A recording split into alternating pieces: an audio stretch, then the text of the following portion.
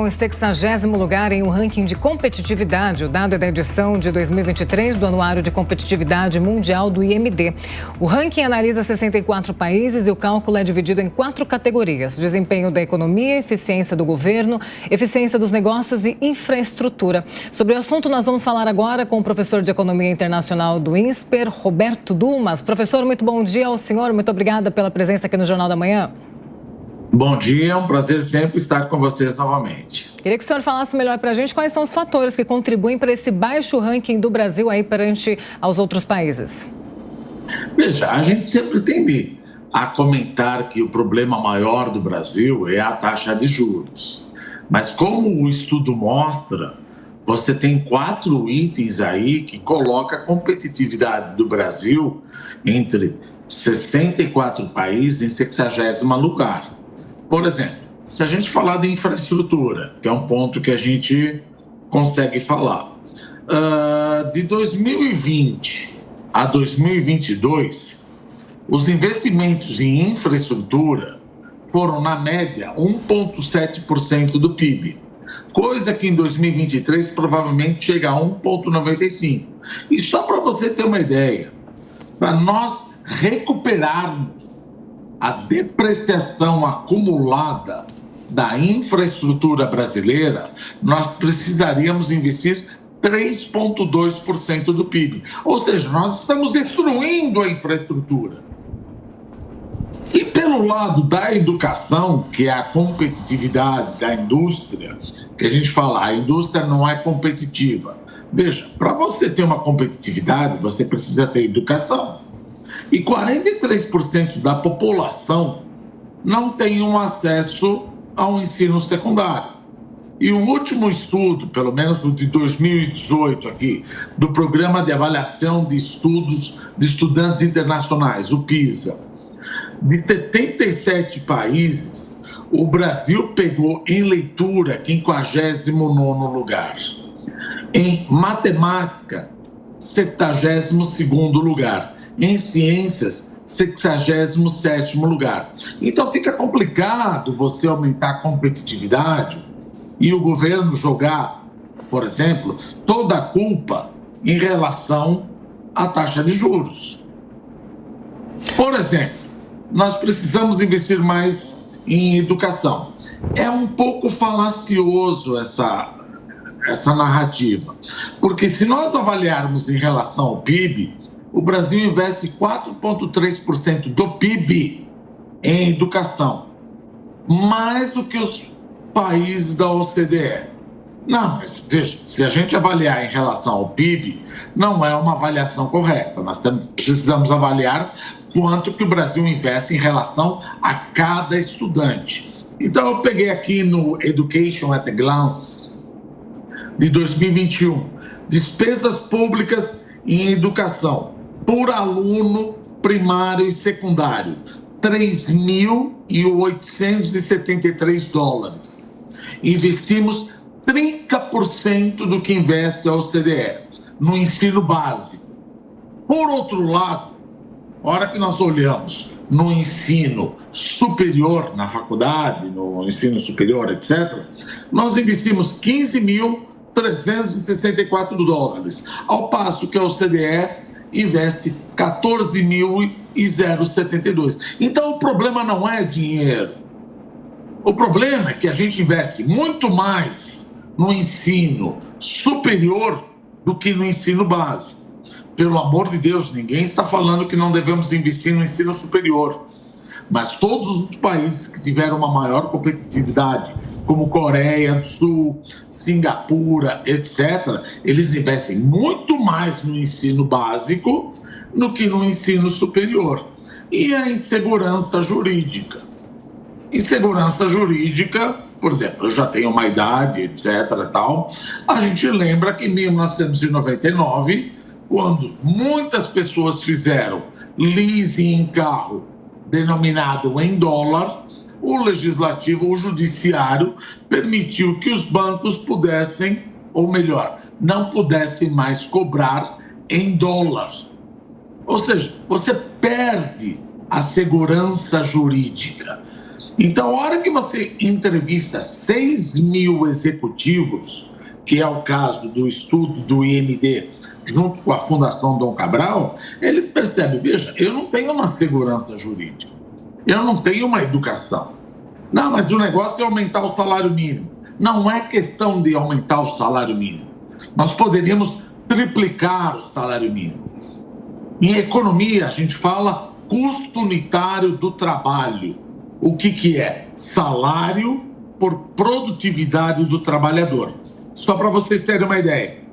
Saiu agora um estudo falando que a indústria perdeu competitividade 1% ao ano.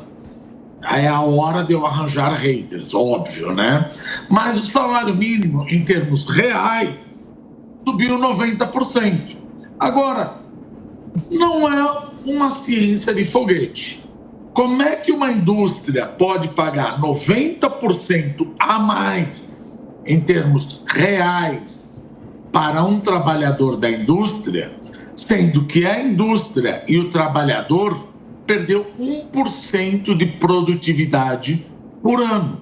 Aí vocês reclamam, nós reclamamos, que o país acaba fazendo outsourcing na China, em Bangladesh, no Vietnã e em outro lugar. Não é assim que se faz uma política industrial. Não é com subsídios. Não é assim que nós recuperamos a competitividade, dando mais dinheiro para a população. Agora, quando a gente fala política industrial, é verdade. A Fiesp, a Ciesp, todo mundo levanta a mão e fala, adorei, porque isso vai suscitar mais subsídios. Mas não é através de subsídios que a população fica mais competitiva. Eu não sei em que parte isso, provavelmente o governo e a indústria ainda não percebeu, que não é com subsídio, é com educação. E outra, sem me estender um pouco, saneamento básico. Por exemplo, 50% da população brasileira não tem acesso ao saneamento básico. E a gente sabe que a criança, até os 7 anos, ela tem uma plasticidade cerebral enorme, ela é uma esponja. Se ela não tem um saneamento básico, ela vai ter doenças de crianças. Ela vai ter doença, diarreia, vômito, etc, tal, etc. Ela já está neurobiologicamente prejudicada para formar um bom trabalhador e entrar no ensino superior. Então, quando você quer falar de competitividade, a primeira coisa que você tem que pensar é educação e saneamento básico. Depois você pensa em subsídio e aumento do salário. Isso é apenas um esparadrapo para tentar ajudar as empresas. Eu não estou falando que as empresas estão equivocadas. Elas têm que demandar isso. Elas estão corretas. O que eu estou falando é que o governo, eventualmente, deveria, de fato, ter uma política industrial, uma política pró-competitividade que melhorasse a competitividade do trabalhador brasileiro e não apenas com subsídios e desonerações de folha de pagamento. Não é assim que você fica mais inteligente e consegue competir com a Coreia do Sul. Não é uma ciência de foguetes. A coisa é simples. Professor Dumas, como o senhor falou, nesse trabalho, 64 países foram avaliados, o Brasil ficou à frente apenas, então, África do Sul, Mongólia, Argentina e Venezuela. Isso já diz praticamente tudo do nosso atraso. E como o senhor falou, sempre essa justificativa, não tem dinheiro, não tem verba, não tem recurso, também mexe com essa questão que o senhor tocou também. A gestão, na verdade, então, nós temos aí síndicos que ficam a cada 4 anos aí no poder do Brasil, cada um tem sua ideia, não é um projeto de país e responsabilidade também, ao que parece, não existe, senão a situação nossa seria melhor. Veja, é uma coisa interessante. Quando a gente analisa o Brasil, você vê que você tem plano de governo, mas você não tem plano de Estado. Você tem um plano de governo para os próximos 4 anos. Você quer fazer a indústria, você quer fazer a economia crescer de uma forma anabolizada. Só que isso vai acabar batendo na capacidade produtiva. no PIB potencial. Não adianta querer aumentar a demanda agregada se o meu PIB potencial, que é a produtividade total dos fatores, porque a demografia, por exemplo, nós já perdemos praticamente o bônus demográfico. Aí você fala, mas eu tenho o capital. Não, mas o capital, ele é dividido com o setor público. O setor governamental, ele disputa o dinheiro do setor privado para pagar as benesses que é a Constituição de 1988. Então, sobrou uma única variável: produtividade total dos fatores. Produtividade do capital, que nós falamos da infraestrutura, e produtividade do trabalhador. Se eu cortar a taxa de juros na marra, o PIB pode até subir e trazer mais inflação, mas vai bater na parede da produtividade, da capacidade produtiva. E isso é o que a gente chama, vai suscitar o velho conhecido voo da galinha. Suscita mais demanda agregada, mas eu não tenho PIB potencial para acomodar essa demanda agregada. Nelson Kobayashi. Professor Roberto Dumas, primeiro, bom dia, é um prazer falar com o senhor. Professor, eu gostaria da sua avaliação a respeito dos números do agronegócio no número final do Brasil em relação à competitividade, porque aparentemente o agronegócio poderia ser bem explorado para aumentar justamente essa competitividade, vez que exporta muito, tanto produtos da pecuária quanto do agronegócio propriamente dito. Qual a sua avaliação sobre isso?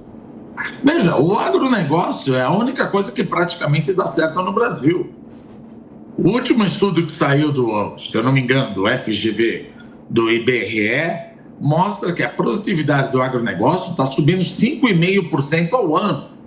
Por exemplo, se você pegar o primeiro TRI de 2023, o agronegócio subiu 21,6%, graças à produtividade da Embrapa.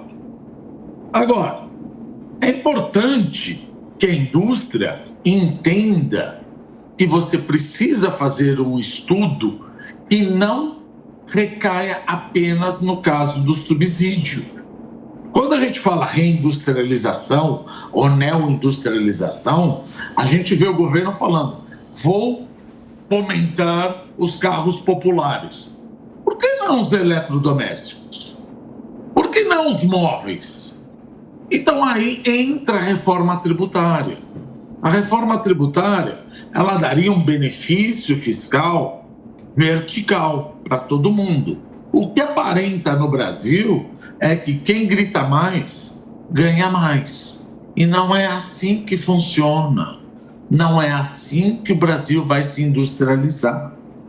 Então você acaba percebendo que o Brasil, ele acaba sendo campeão de exportação em termos de commodities metálicas, energéticas e agronegócio.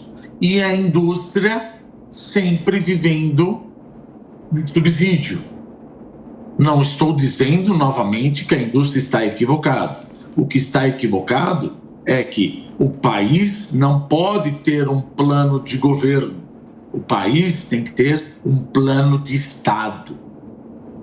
Pensar na educação básica, pensar, obviamente, na educação para aumentar a competitividade e não frear. Uma coisa que eu sempre falo, por exemplo, vamos evitar a competição com o mercado externo. Gente, quando eu evito a competição com o mercado externo, isso não me deixa mais inteligente. Isso não me deixa mais competitivo. É uma coisa simples. Por exemplo, vamos supor que você trabalha 24 horas por dia, 7 dias por semana e ganha R$1.000 por dia, por hora. Você desistiria de 3 horas da semana, R$3.000, para cuidar do teu jardim? Não. Provavelmente você, no meu caso, eu não sei a diferença de uma roseira de uma espada de São Jorge. Então eu prefiro importar. Então eu preciso ter a competitividade. Ou seja, se na nossa vida particular nós aceitamos o que a gente chama de vantagens comparativas, por que o Brasil não faz isso? Por que o Brasil fala, eu acho melhor fazer internamente, domesticamente, com uma qualidade inferior e mais caro. Mas isso não aumenta a competitividade do Brasil. Eu não consigo... Gente, vamos ser sinceros. Como é que eu vou competir com uma Coreia, com o Japão, com China, sem educação e sem infraestrutura? Fica complicado. Proíbe de entrar, eu estou prejudicando 215 milhões de brasileiros que vai ter que comprar alguma coisa mais cara, com uma qualidade pior que eu poderia ter comprado da Coreia do Sul. Se eu faço isso na minha vida particular, por que o governo não faz isso? Agora, professor Dumas, é justamente isso que eu quero perguntar para o senhor na sua análise. O que o governo pode fazer para conseguir impulsionar esse ranking, melhorar esse ranking do Brasil, esse ranking de competitividade? O senhor falou bastante aqui sobre a questão do saneamento, a questão da educação também. Por onde começar? Volta tudo. Ou seja, não é por subsídio, não é com BNDES, não é com TJLP, não é com taxa subsidiada que o Brasil vai ficar mais competitivo. Se a gente realmente quiser fazer uma política industrial, isso demora de 10, 15, 20 anos, como você bem colocou. Primeira coisa que eu tenho que fazer, investir mais. É mais dinheiro? Não, não é mais dinheiro. O Brasil investe bastante em educação. Sentado do Tarso. Mas eu não sou expert em educação. Na minha humilde opinião, se eu fosse ministro da Educação, eu investiria muito mais no ensino básico do que no ensino terciário. Porque, veja, se a gente perguntar até para a nossa família, para alguém, se você lê um editorial de jornal, a gente pode perguntar para muitas pessoas, leia o editorial de jornal e explica concisamente o que o editorial de jornal falou. Não é questão de investir em inovação. Não adianta investir em inovação se a gente não tem educação. Então eu volto à pergunta que você fez. É investimento em educação básica e saneamento para colher os frutos daqui a 10, 15 anos. Subsídio com BNDES não me torna mais inteligente. Eu não fico mais inteligente transformando a TLP com TJLP. Simplesmente eu estou cobrando daqueles que gritam menos e dando benefício para aqueles que gritam mais alto. Ou seja, como dizia Gustavo Franco, são minorias organizadas prejudicando maiorias desorganizadas.